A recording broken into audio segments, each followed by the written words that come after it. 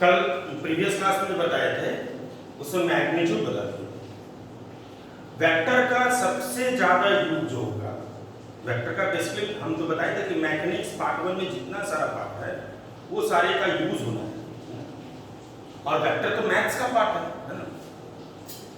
तो सबसे ज्यादा यूज जो होता है वेक्टर का वो यही पार्ट होता है, कंपोनेंट्स ऑफ वेक्टर।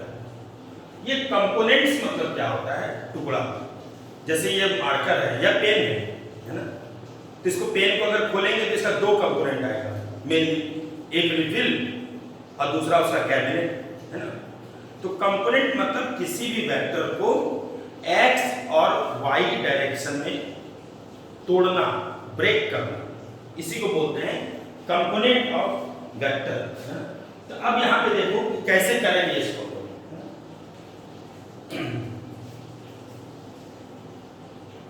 वेक्टर किसको बोलते हैं? जिसके पास मैग्नीट्यूड होगा और डायरेक्शन होगा। ये चीज तो क्लियर है ना। अब एक चीज तुम देखो, यहां पे एक चीज तुमको हम याद रखने बोलेंगे। जैसे ये 3 है, 3 मीटर, ये 4 मीटर, तो पक्का है कि ये 5 मीटर होगा पाइथागोरस से, है ना।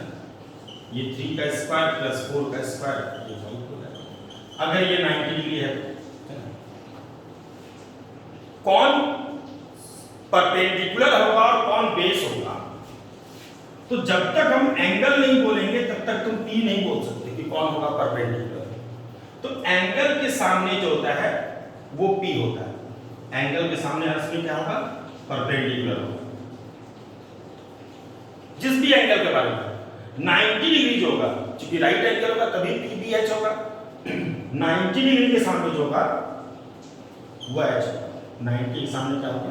एच होगा। तो जब ये P हो गया, ये H हो गया, तो रिमेनिंग जो बच जाएगा वो क्या हो जाएगा? बेस हो जाएगा। अगर ट्रायंगल इस टाइप का दे देगा और ये 90 डिग्री है, तो ये पक्का है कि 90 डिग्री के सामने जो होगा वो तो H होगा। लेकिन अभी कौन P होगा और कौन B होगा ये हम नहीं बता सकते। तो P कौन होगा? तो जो एंगल दे देंगे, अगर ये एंगल दे देंगे तो इसके सामने ये P होगा। अगर इस एंगल की जगह ये एंगल दे देंगे तो इसके सामने का ये P हो जाएगा और ये B हो जाएगा, है ना। तो किसी भी राइट एंगल ट्रायंगल में 90 के सामने H होगा, ये पक्का है। लेकिन परपेंडिकुलर के तुमको एंगल का ध्यान रखना होगा कि किस एंगल के बारे में पूछा गया। जिस एंगल के बारे में पूछा जाएगा तो उसके सामने वाला जो होगा वो P होगा, और जो रिमेनिंग बच जाएगा वो बेस हो जाएगा। अब तुम 10th क्लास में साइन का वैल्यू याद रखते थे, है ना। साइन 30 कितना होगा, साइन 60 कितना होगा, साइन 45। हर टीचर का पढ़ाने का तरीका अलग अलग होता है। कोई अलग तरीके से याद रख पाते हैं, कोई अलग तरीके से, है ना। लेकिन धीरे धीरे क्या होता है, प्रैक्टिस हो जाता है। और हमसे अगर पूछेगा कि बताओ साइन 0 कितना होता है, हमको याद है 0 1/2 1/√2 √3/2 1 याद हो गया। कॉस का पूछेगा, कॉस का भी याद रहेगा। कॉस 60 कितना हो गया, हाफ हो गया। कॉस 30 कितना हो गया, √3। तो ऐसी आज एक चीज सिखा रहे हैं तुमको, वो तुमको याद रखना होगा। फिर क्या है, प्रैक्टिस करोगे तो याद हो जाएगा। मैक्सिमम जो क्वेश्चन रहता है ना, उसमें यही डाटा रहता है। जैसे फॉर एग्जांपल ये 3 मीटर है, ये 4 मीटर है, ये 90 डिग्री है, तो ये पक्का होगा कि ये 5 मीटर है। तो तुम याद रखोगे, तुमसे पूछेगा ये एंगल कितना है, तभी तो याद है। तो तुमको याद रखना है 3 के सामने, देखो 3 4 5 में 3 छोटा है, तो जो साइड छोटा होगा उसके सामने का एंगल भी छोटा होगा। उससे बड़ा एंगल होगा 4 के सामने का, और सबसे बड़ा एंगल होगा 5 के सामने का। तो 3 के सामने का एंगल जो होता है वो 37 डिग्री होता है। ये तुमको याद रखना होगा, है ना। और अगर ये 37 हो गया और ये 90 हो गया तो ये 53 डिग्री होगा। तीनों को ऐड करके 180 होना ही होना।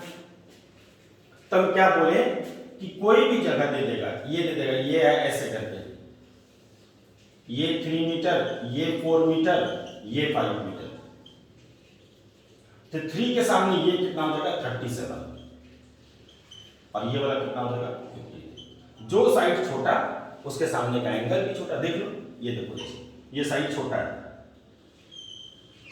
तो ये साइड छोटा होगा, इसका ये एंगल कम होगा कि नहीं होगा, है ना। तो जितना छोटा 3 के सामने याद रखना 37 होता है ना। अब अगर हम इस एंगल का बात करेंगे तो बोलेंगे बताओ तो साइन 37 डिग्री क्या होगा। तुमको किसी भी बुक में या क्वेश्चन में साइन 37 डिग्री का वैल्यू नहीं दिया रहता है ना, तो तुमको याद रखना होगा ना। तो आखिर कैसे याद रखेंगे, तो जैसे देखोगे तुम 37 डिग्री पूछ दिया, तुरंत 3 4 5 बना दोगे, तुरंत बनाना। अब तुमको पता है कि 3 के सामने कितना होता है, 37 होता है।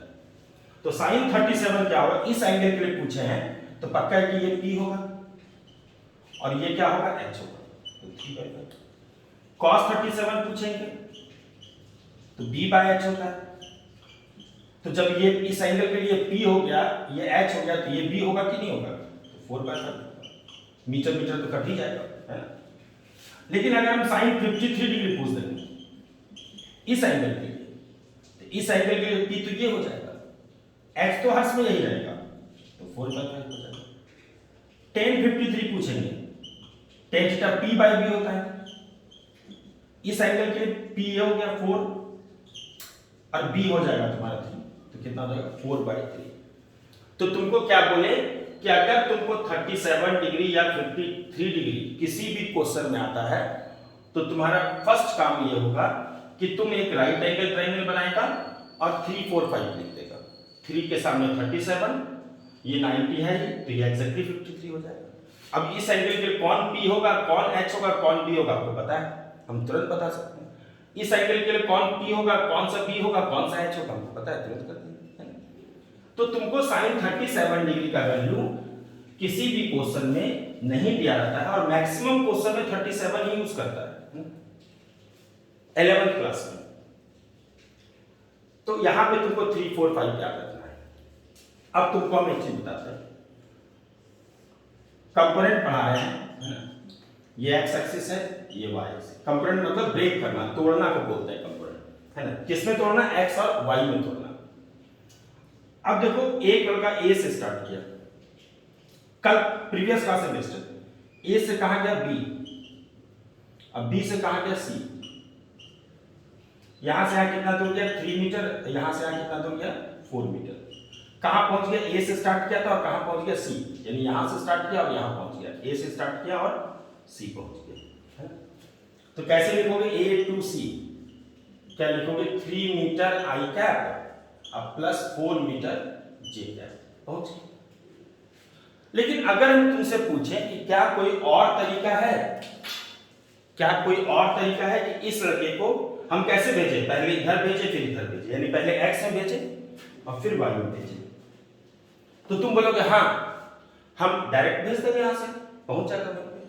तो यहां से अगर लेंथ कितना है, ऐसे करके देखो, तो कैसे भेजोगे, ऐसे भेजोगे नहीं, देखो एरो देखो, ऐसे भेजोगे, कितना दूर जाएगा यहां से, तो ये 3 मीटर है, ये 4 मीटर, तो ये एक्जेक्टली कितना होगा 5 मीटर होगा, ये 5 मीटर होगा, तो यहां से डायरेक्टली। लेकिन अगर तुम बोलते हो कि हम 5 मीटर बोल देंगे, यहां से स्टार्ट करो और 5 मीटर जाओ, तो क्या वो वहां पहुंच जाएगा, तो शायद डाउटफुल है।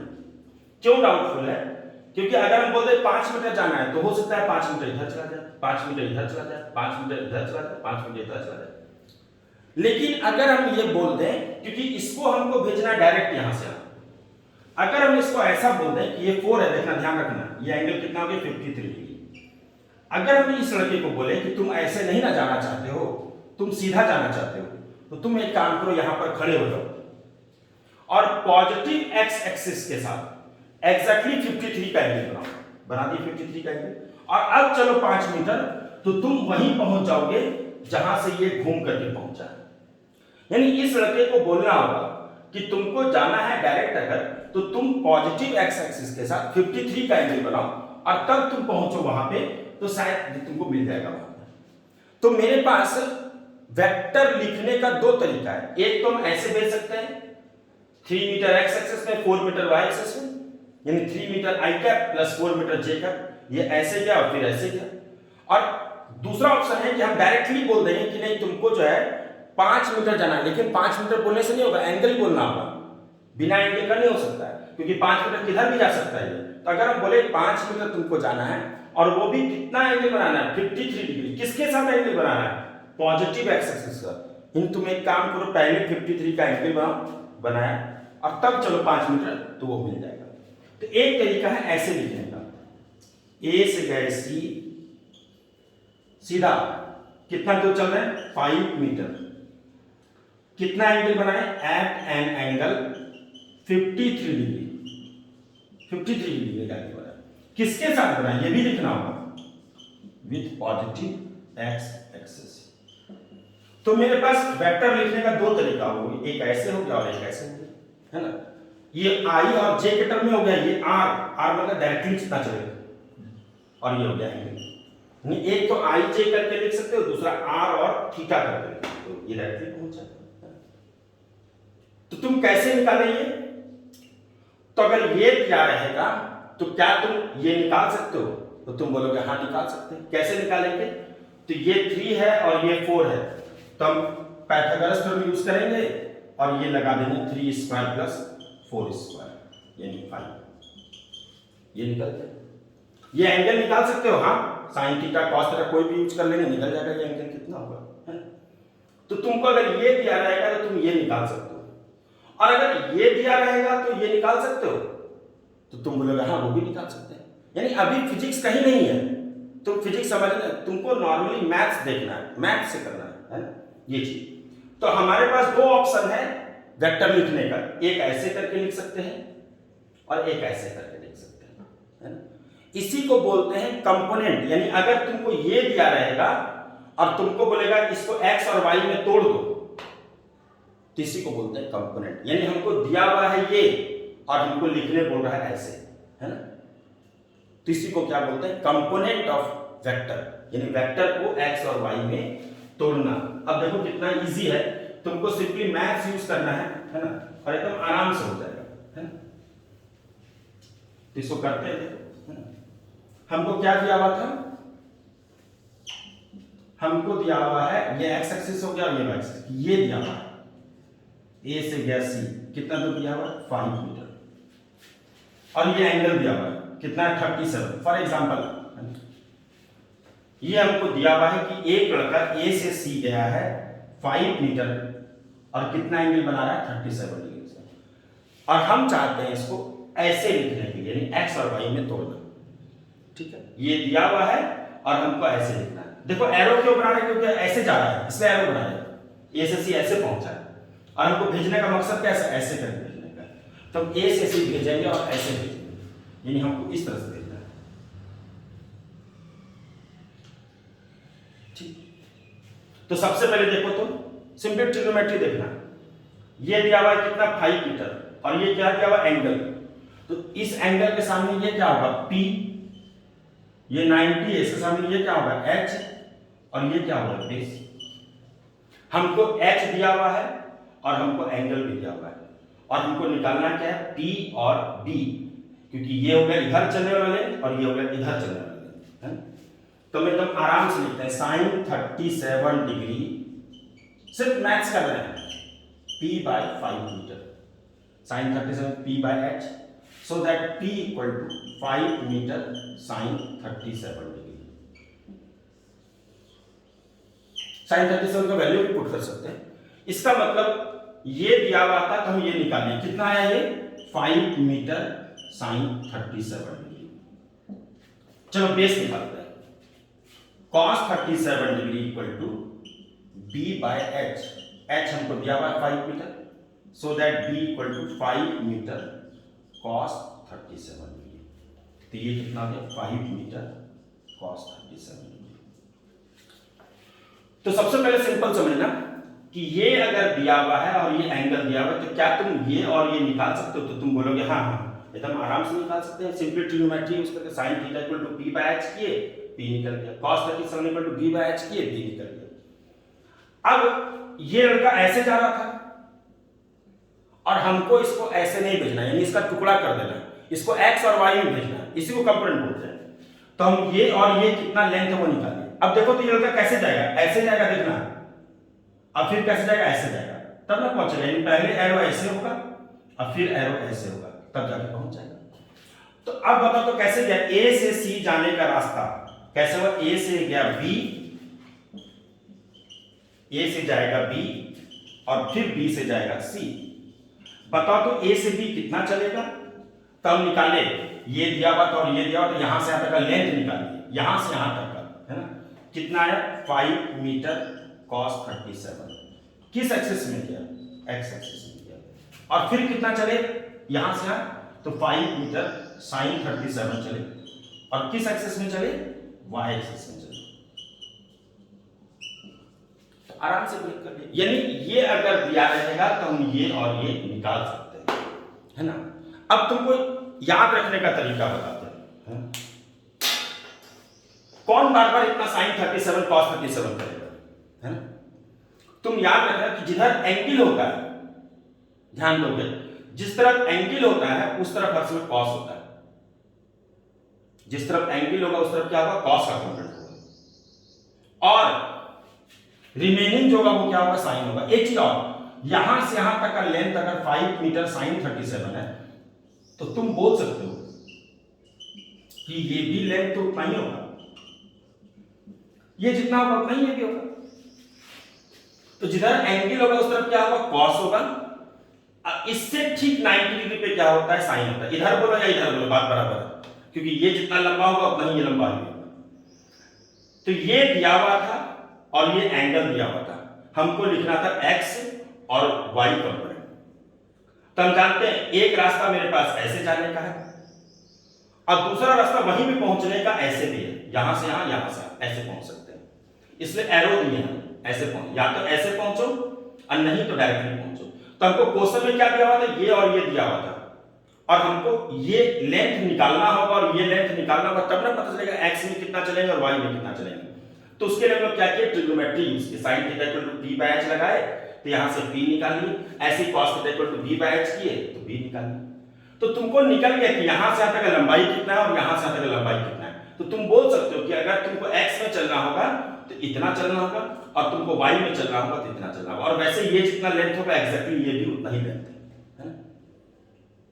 तो हम याद कैसे रखेंगे? बार बार थोड़ी हम लोग sin थीटा cos थीटा करेंगे, उतना थोड़ी टाइम मिलता है हमको एग्जामिनेशन में। तो हम क्या करते हैं, जिधर एंगल होता है क्या होता है? cos, और उससे ठीक 90 डिग्री क्या होता है? sin। एरो का ध्यान रखेंगे हम लोग, है ना? अब देखो प्रैक्टिस करते हैं, आप तुरंत समझ में आएगा तुमको, है ना? इसका यूज बहुत ज्यादा है, यूजेज सिखाएंगे तुमको तब और ज्यादा क्लियर होगा, है ना? प्रैक्टिस पे डिपेंड करता है, बहुत सारा चीज प्रैक्टिस पे डिपेंड करता है ना? क्लास में अगर स्टूडेंट मौजूद रहते हैं तो वहां पे क्या होता है, हम जो टीचर होते हैं, हम या कोई भी, वो घूम घूम करके देखते हैं। यहाँ पे वो इन्वायरमेंट नहीं अभी ऐसा, है ना? अब यहाँ पे क्या बोले हम, कंपोनेंट इसमें किसका होगा? वेक्टर का होगा। कभी भी स्केलर का कंपोनेंट नहीं हो सकता है। जैसे करंट का कंपोनेंट नहीं हो सकता है, प्रेशर का नहीं हो सकता है, डिस्टेंस का नहीं हो सकता है। कंपोनेंट किसका होगा? वेक्टर का होगा। डिस्प्लेसमेंट का हो सकता है, वेलोसिटी का हो सकता है, फोर्स का हो सकता है, मैग्नेटिक फील्ड का हो सकता है। इन सब चीजों का कंपोनेंट हो सकता है, लेकिन स्केलर का कंपोनेंट नहीं हो सकता है। कंपोनेंट हम लोग क्या बोलते हैं? कंपोनेंट मतलब वेक्टर को तोड़ना। तो स्वाभाविक वेक्टर होगा तब ना तोड़ेंगे उसको, है ना? इसलिए कंपोनेंट इसमें ध्यान रखना वेक्टर का होगा, स्केलर का कभी नहीं होगा। क्या दिया हुआ था अभी? एक लड़का ए से सी गया था, कितना दूर गया था? 5 मीटर। यह एंगल कितना दिया हुआ? 37 डिग्री। हमको कैसे भेजना था? ऐसे और फिर ऐसे।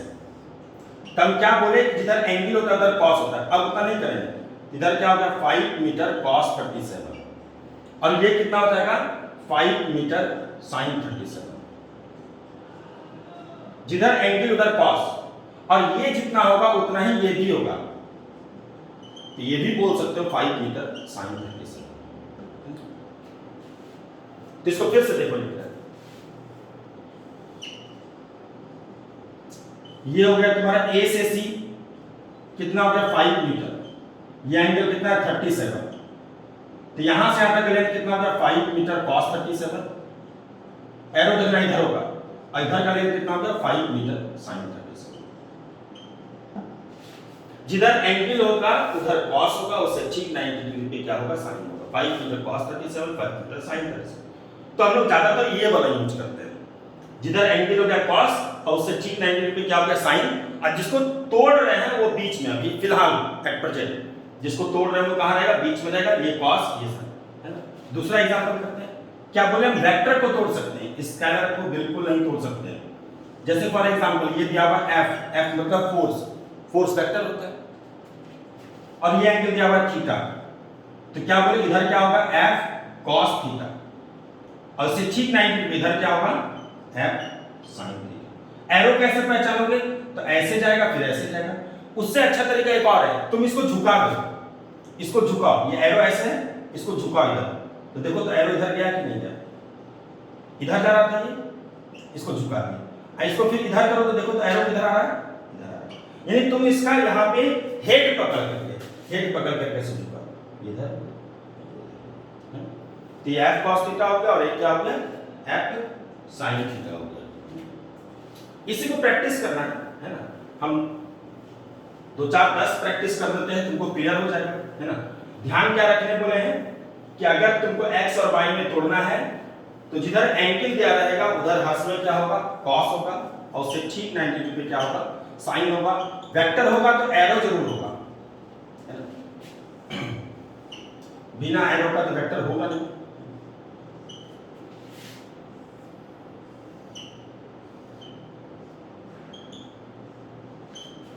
इस तरह से कई सारे क्वेश्चन दे देते हैं, और ये प्रैक्टिस पे डिपेंड है, सिर्फ और सिर्फ प्रैक्टिस पे।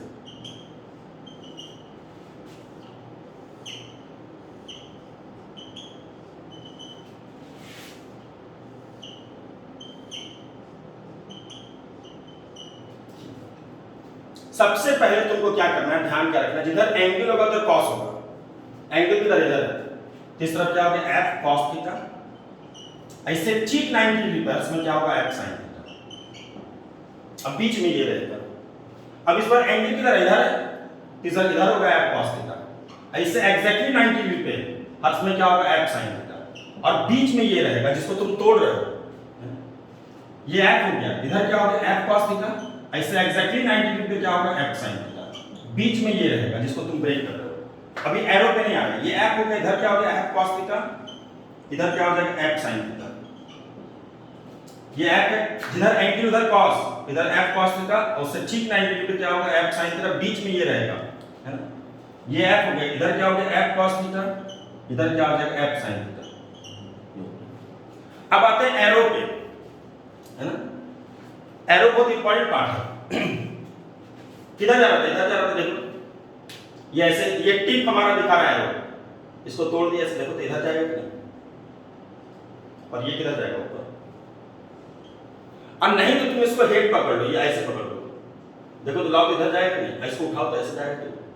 यहां पे देखो ये इधर जा रहा है, इसको इधर लाओ, इसको इधर लाओ, नहीं तो हेड पकड़ लो इधर। इस बार कैसे देखो तो इधर नीचे आ रहा है, मतलब उधर से इधर आ रहा है ना, यानी इस बार क्या हो गया ऐसे जा रहा था, हम लोग पिछले बार ए से सी ऐसे गए थे, इस बार ये सी से ए आ रहा है, ऐसे आ रहा है, लौट रहा है, रिटर्न हो रहा है। तो एक रास्ता डायरेक्टनेस दिया, नहीं तो क्या करेंगे ऐसे बोलेंगे जाओ और ऐसे जाओ, यही चीज करेंगे, यही ना होगा, या तो सीधे जाए और नहीं तो ऐसे जाए फिर ऐसे जाए। इसलिए एरो बहुत इंपॉर्टेंट है, तुम इसका एरो बदल दोगे तो कोई मीनिंग नहीं, या तो एरो बदल दिए तो पूरा सब गड़बड़ हो गया, है ना। तो इसलिए एरो का ध्यान रखना है। अब देखो तो ये कैसे आ रहा है, ऐसे नीचे, इसको इधर लाओ, देखो इधर हुआ, इसको इधर लाओ, देखो इधर, और नहीं तो सबसे अच्छा तरीका यही होता है, इसको पकड़ के नीचे लाओ, इधर क्या एरो, इसको पकड़ के इधर लाओ, देखो इधर क्या, यहां पे आते हैं, इसको उठाए इधर हो गया, इसको इधर लाओ इधर हो गया, इसको उठाओ इधर, इधर क्या, इसको लाओ नीचे, इधर क्या, इसको उठाओ ऐसे, देखना ध्यान देना एरो ऐसे, इसको लाओ नीचे ऐसे।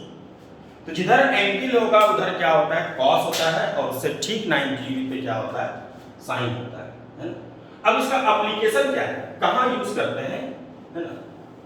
तो यूजेस तो भी आगे आएगा, हम एक एग्जांपल बता देते हैं कहां यूज करें। यूज तो हर चैप्टर में आएगा, ऐसा कोई चैप्टर नहीं होगा जहां पे कंपोनेंट का यूज नहीं होना है, हर एक चैप्टर में वेक्टर का कंपोनेंट का सबका यूज होना है। जैसे तुम पढ़ा होगा कि ये एक ब्लॉक है 4 kg का, इस पे फोर्स लगा है 10 न्यूटन, या 20 मीटर। तो बताओ तो कितना होगा इसका एक्सेलरेशन, हमसे पूछा था। तो हम जानते हैं F इक्वल टू क्या होता है, m इंटू ए। ये F कौन सा फोर्स होता है, ये F वो फोर्स होगा जो रिस्पॉन्सिबल होगा, जिसको ले जाना चाहता होगा, है ना। तो कौन सा फोर्स ले जाना चाह रहा है, 20, कितना केजी का है, 4 केजी का, इंटू ए। तो ए आ गया 20/4, दैट इज 5 मीटर पर सेकेंड। लेकिन अगर तुमको क्वेश्चन में स्लाइटली चेंज कर देता है, सेम 4 केजी का ब्लॉक है और 20 न्यूटन ऐसे लग रहा है, कितने एंगल से, 60 डिग्री के एंगल से। यानी इस बार जैसे हम लोग कैसे ट्रॉली सब खींचते हैं, ऐसे खींचते हैं, है ना। ऐसे तो बहुत कम आजकल का ट्रॉली आता है कि पकड़ करके लेके जा रहे हैं, अब तो आता है हल्का इंक्लाइन रहता है ना। तो ये इस तरह से ऐसे करके पकड़ के खींच रहे हैं। तो न्यूटन का नियम कहता है कि change takes place in the direction of applied force, परिवर्तन उसी दिशा में होगा जिस दिशा में ताकत लगाया गया, फोर्स लगाया गया, बल लगाया गया हो। जैसे लास्ट टाइम हम फोर्स इधर लगाए और जा भी इधर ही रहा, तो ये F इक्वल टू ma में ये फोर्स वो होता है जो रिस्पॉन्सिबल होता है एक्सेलरेट कराने के लिए। दूसरा, ये फोर्स हर समय उधर ही होगा जिधर जा रहा है, यानी ये फोर्स जिधर चेंजेज है उस तरफ वाला फोर्स है। तो लास्ट टाइम क्या हम हो गया था, कोई इधर जा रहा था और फोर्स भी इधर ही लग रहा था। लेकिन इस बार क्या, फोर्स लगा रहे इधर लेकिन जाता ये इधर।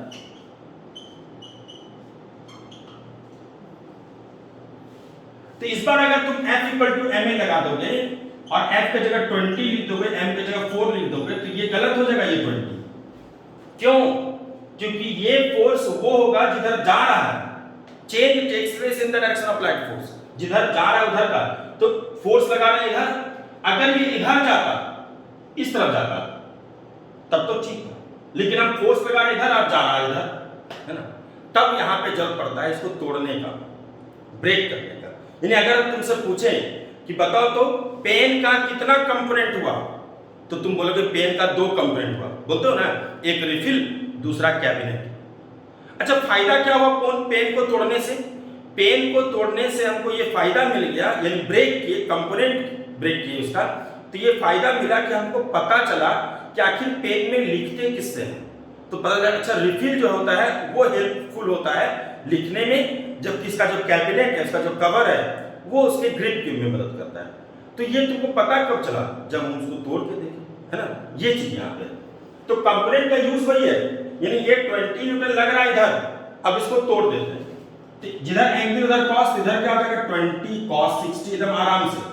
जिधर एंगल उससे ठीक 90 डिग्री क्या होगा 20 sin 60। अब एरो देखो किसको नीचे लाओ, इधर हो गया और ये हो गया ऊपर। तो अब अगर तुमसे पूछे बता 20 को तोड़ दिए, क्या क्या आया, 20 cos 60 और 20 sin 60, है ना। तो पूछेंगे आप बताओ ये कौन सा फोर्स रिस्पॉन्सिबल है, 20 cos 60 रिस्पॉन्सिबल आगे ले जाने के लिए कि 20 sin 60 रिस्पॉन्सिबल है? तो तुम बोलोगे 20 cos 60। तो इस बार जब हम F बराबर m लिखेंगे तो 20 नहीं लिखेंगे, 20 cos 60 लिखेंगे, क्योंकि ये वाला फोर्स ले जाना चाहता है आगे।